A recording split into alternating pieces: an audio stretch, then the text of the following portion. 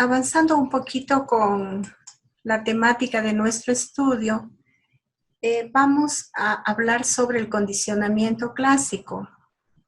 ¿Qué es el condicionamiento clásico?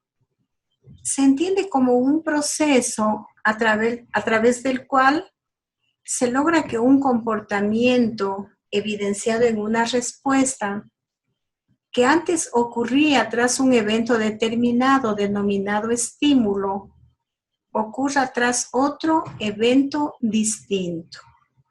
Ustedes saben que el aprendizaje se da por el cambio de conducta derivado de un estímulo, ya sea de carácter positivo o de carácter negativo. El condicionamiento clásico fue descrito por el fisiólogo ruso Iván Pavlov, nacido en el año de 1849 y cuyo fallecimiento se da en el año 1936, a partir de sus estudios con animales. En sus investigaciones, Pavlov asoció el ruido de una campanilla, conocido como estímulo neutro, a la presentación de la comida, que se constituye en un estímulo incondicionado. Esta presentación la hace a un perro y logró que como respuesta fisiológica salivara al escuchar la campanilla, lo que se transforma en un estímulo condicionado. De ahí que se relaciona el condicionamiento clásico al aprendizaje por asociación, ante la presencia de dos estímulos.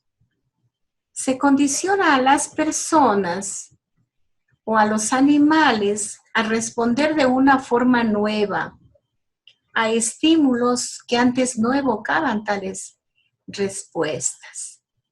Dígase usted que cuando se produce este experimento solamente ante el sonido, sin la presencia del alimento, se produce la salivación.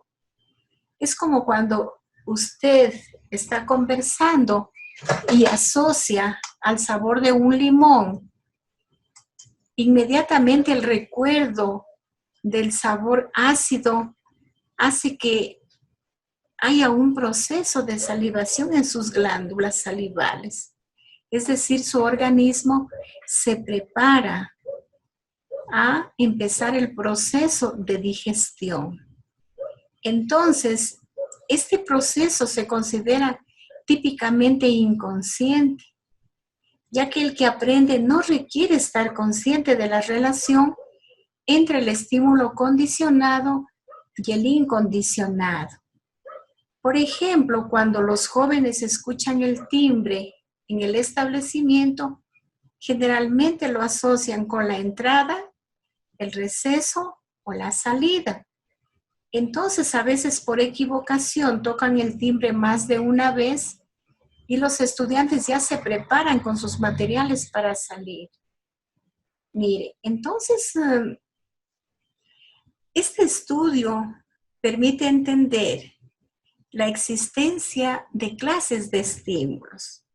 Un estímulo condicionado y un estímulo incondicionado para responder al primero. En palabras de Lefrancois, 1988. De ahí que para que se produzca el condicionamiento clásico, tiene que existir la presencia de un estímulo neutro, en este caso, el sonido de la campana. En el que recibe el estímulo no hay una respuesta, porque todavía no se ha asociado en una siguiente instancia con el alimento, que se constituye en el estímulo incondicionado. De aquí se produce una respuesta incondicionada. Por lo tanto, el estímulo incondicionado de la campanilla frente al estímulo condicionado de la campanilla frente al estímulo incondicionado del alimento, da una respuesta condicionada. Miren, esto fue lo que realizaron con los animales, pero fundamentalmente este tipo de situaciones también se puede asociar con los seres humanos. De ahí que el primer estudio fue realizado por Pavlov y retomado por Watson, nacido en 1878, cuyo fallecimiento se da en 1958. Watson se destaca al ser considerado el padre de la psicología conductual. Aplica estos principios del condicionamiento clásico al estudio de ciertas conductas humanas para determinar si algunos de los hasta ahora llamados instintos eran aprendidos o innatos. Ustedes saben que nosotros devenimos de una evolución de un cerebro triuno y a veces hay instintos bastante fuertes, bastante arraigados en los seres humanos y no sabemos que nos deviene de un proceso de evolución. Por lo tanto, Watson estudió las conductas de temor en bebés y niños pequeños y encontró que los niños muy pequeños casi no tenían temores. Por ejemplo, a ratas, gatos, etc. Mientras que al avanzar la edad, el número de temores que presentaban los niños eran considerablemente mayor. Watson sugirió que esto se debía a que los niños aprendían estos temores del ambiente social y no a que fueran temores instintivos, como se afirmaba antes. A veces los niños les dicen a sus padres, no tengas miedo, no te va a pasar nada, porque ellos no conocen el temor. Pero cuando ya tienen una mala experiencia, por ejemplo, al ser mordidos por un animalito, al ser atacados, ellos ya empiezan a tener temor. Entonces, mire que ellos van generando emociones que para ellos eran desconocidas, porque el temor, el miedo es una emoción. Por lo mismo, mis jóvenes, para afianzar el condicionamiento clásico, Watson en un experimento utiliza técnicas de condicionamiento con un niño pequeño sano, Albert, y logró que éste mostrara temor a una rata blanca que antes no le producía miedo alguno. Watson presentó la rata, la que originalmente no producía temor, asociada a un ruido muy fuerte. Luego de algunos ensayos, el niño desarrolló temor a la rata, temor que luego se generaliza a otros objetos. De esta forma, Watson mostró cómo los niños pueden desarrollar miedos al generalizar una reacción emocional condicionada, adquirida en conexión con un solo estímulo a otros estímulos similares. Por eso, mis jóvenes, el lenguaje que utilizamos para comunicarnos, especialmente con los niños, puede ser determinante, no solo para el presente, sino para el futuro. Cuando los niños quieren pintar y no les dejan, o cuando les dicen, qué feo que has pintado, no debiste hacer así, ellos ya no vuelven a pintar, ellos ya no vuelven a expresarse, o cuando generalmente son criticados, cuando generalmente son castigados por algo que quieran hacer, los niños ya no lo vuelven a hacer, o si lo hacen con temor. Usando estos mismos principios, Watson desarrolló un método para producir la respuesta contraria en niños, es decir, para eliminar ciertos temores. Con sus estudios, Watson mostró que no todos los instintos humanos, conocidos hasta entonces, lo eran realmente, sino que algunos de ellos solo consistían en respuestas emocionales aprendidas. Entonces, miren cómo la emoción juega un papel muy importante en aquellos aprendizajes. Así Watson llega a plantear que era posible, mediante un condicionamiento planeado y adecuado, transformar a un niño normal en cualquier tipo de persona que se desease. De ahí que para aconsejar a un niño, para aconsejar a un joven, en primer lugar se debe destacar lo positivo que tiene. Porque lo otro sería expresarlo en una forma de castigo o en una forma de crítica. Y las personas pueden construir o pueden dañar a través del lenguaje. De ahí que mis jóvenes nos preguntamos cómo influye el condicionamiento clásico en los procesos de aprendizaje. Tenemos que reflexionar en el sentido que el proceso mediante el cual aumenta la respuesta condicionada por sucesivos emparejamientos del estímulo incondicionado con el condicionado se llama adquisición. De ahí que el aprendizaje se adquiere por sucesivas repeticiones, mientras que cuando hay una pérdida gradual de la respuesta condicionada, que ocurre cuando el estímulo condicionado es presentado sin el estímulo incondicionado, se produce la extinción. Es decir, que en un momento determinado, cuando ya sobre el niño ya no está la crítica, sino está la aceptación, ya cuando le dicen que él puede dibujar perfectamente, cuando se le compra a lo mejor los colores que a él le gustan, se produce la extinción de este condicionamiento y él puede volver a dibujar, ¿sí? De ahí que dice que para que haya una correcta educación, primero tiene que verse la parte emocional.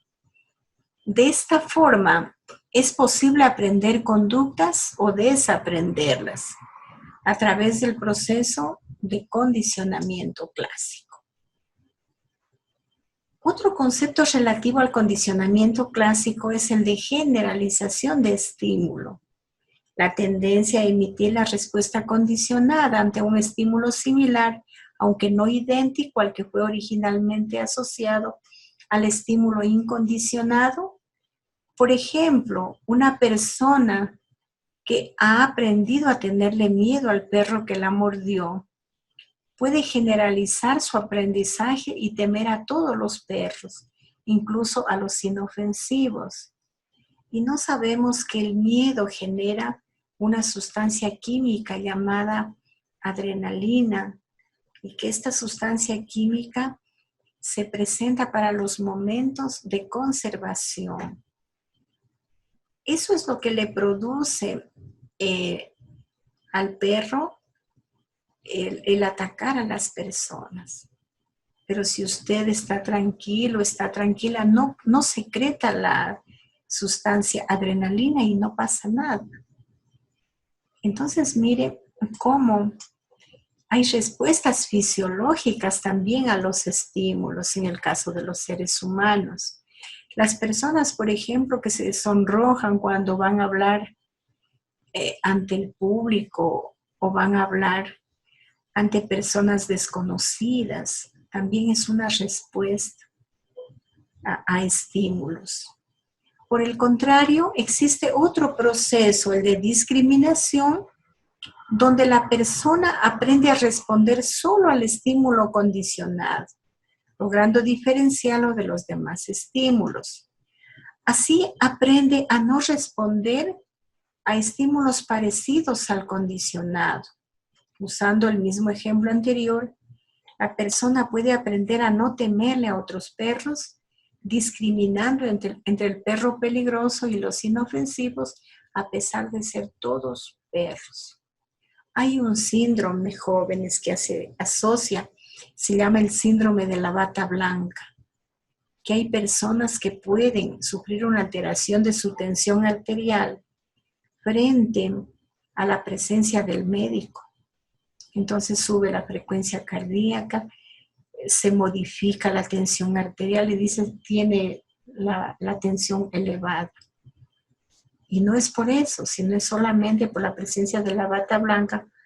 Y por eso aconsejan de que antes de tomarse la tensión tienen que sentarse, estar tranquilitos, esperar 15 minutos y luego proceder a la toma de signos vitales. Se estará aplicando actualmente el condicionamiento clásico en educación. L. Francois, 1988, plantea que la importancia del condicionamiento clásico para los profesores recae en que es a través de estos procesos inconscientes que los alumnos aprenden a gustar o no gustar del colegio, las materias, los profesores y los estímulos que se relacionan con ellos. El condicionamiento clásico ocurre en todas las situaciones de aprendizaje, en casi todo momento, independientemente de cualquier otro tipo de aprendizaje que está ocurriendo al mismo tiempo. Cuando la evaluación se la toma como premio o como castigo, cuando la tarea se le asigna una calificación, ¿sí? Se está aplicando el condicionamiento clásico. Vamos a tomar como ejemplo una materia nueva. En la situación de aprendizaje puede ser un estímulo neutro para el alumno, que no le provoca una respuesta emocional importante. El profesor, la sala o el ambiente que rodea al alumno son estímulos incondicionados, que pueden ser agradables o desagradables, escritorio cómodo o incómodo, profesor amistoso o distante. Si el alumno asocia la materia nueva con los estímulos agradables, probablemente presentará una respuesta condicionada de agrado frente a esa materia. Por el contrario, si asocia la materia con estímulos desagradables, probablemente responderá con desagrado a la materia. Y siguiendo con algunas aplicaciones del condicionamiento clásico en educación, está el aprendizaje de un idioma extranjero. Generalmente las personas que emigran del país tienen que enfrentarse a idiomas extranjeros, especialmente por estudios, chicos.